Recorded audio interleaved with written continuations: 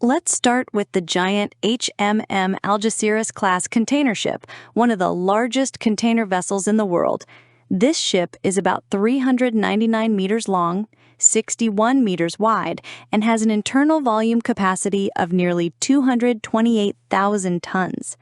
Built in South Korea by Daewoo Shipbuilding and Samsung Heavy Industries, it began operation in 2020 and is used to carry thousands of containers across oceans, becoming a key asset in global trade.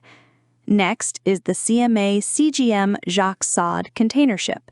This vessel is slightly larger, with a length of 400 meters, a width of 61 meters, and an internal volume of around 236,583 tons. Built in Shanghai, China by China State Shipbuilding Corporation, it began operation in 2020. Besides being known for its size, it is a pioneer in environmentally friendly technology, as it runs on liquefied natural gas, or LNG. Moving on to the FSO Asia, formerly known as TI Asia, an oil tanker that was converted into a floating oil storage facility. It measures 380 meters in length, 68 meters in width, and has an internal volume of about 236,638 tons. Built in 2002 in South Korea by Daewoo Shipbuilding, it is still actively used in offshore waters and plays an important role in the global energy industry. Next is the Globtik Tokyo, a legendary oil tanker from 1973. It is approximately 378 meters long, 63 meters wide, and has an internal volume of around 238,000 tons. Built in Japan by Ishikawajima Harima Heavy Industries, it was a pioneer among the early generation of ultra-large oil tankers. Going further, we have the SeaWorld, one of the largest oil tankers of the 1970s. It is estimated to be over 370 meters long, about 68 meters wide, and with an internal volume reaching around 245,100 tons. Used for decades to transport crude oil, this ship was one of the early examples of extreme-size supertanker design. Next is the Esso Atlantic, one of the most iconic supertankers.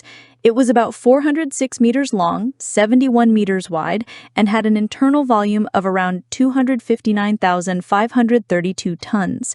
Built in Japan by Hitachi Zosen Corporation, it began operations in 1977 and served transoceanic oil transport until the early 2000s. Now to a true sea legend, the Seawise Giant, also known as Yar Viking or Knock Nevis.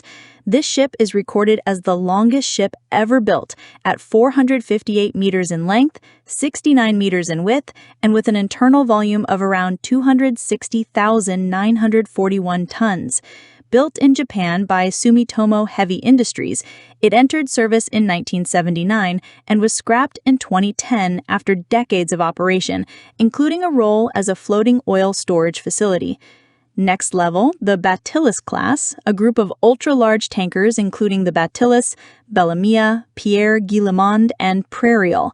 Each of them measured around 414 meters long, 63 meters wide, and had an internal volume of up to 275,000 tons. Built in France by the Chantiers de l'Atlantique shipyard in the late 1970s, they symbolize the golden era of European supertankers. Even bigger still, the Pioneering Spirit, the largest construction ship in the world, designed for installing and dismantling offshore oil platforms and subsea pipelines. It measures 382 meters in length and an extreme 124 meters in width, with an internal volume of about 403,342 tons.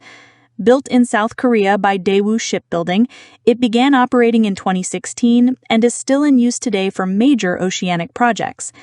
At the very top, the Prelude Floating Liquefied Natural Gas, or FLNG, the largest ship in the world by internal volume. This is not just a ship, but a floating factory that functions as a production, storage, and delivery facility for liquefied natural gas at sea.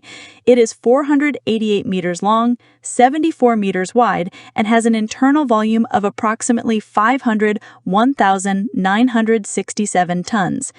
Built by Samsung Heavy Industries in South Korea, Prelude began operating in 2018 and is owned by Shell. It is the largest floating structure ever made by humans. Why isn't the Titanic included? Because despite its legendary status, the Titanic is vastly outclassed by modern megaships, especially when measured by volume or gross tonnage or internal capacity. The Titanic had an internal volume of around 46,328 gross tons. Compare that to the largest ships today, like the Prelude FLNG, which has an internal volume close to 500,000 gross tons, more than 10 times that of the Titanic. Ship length. The Titanic was about 270 meters long.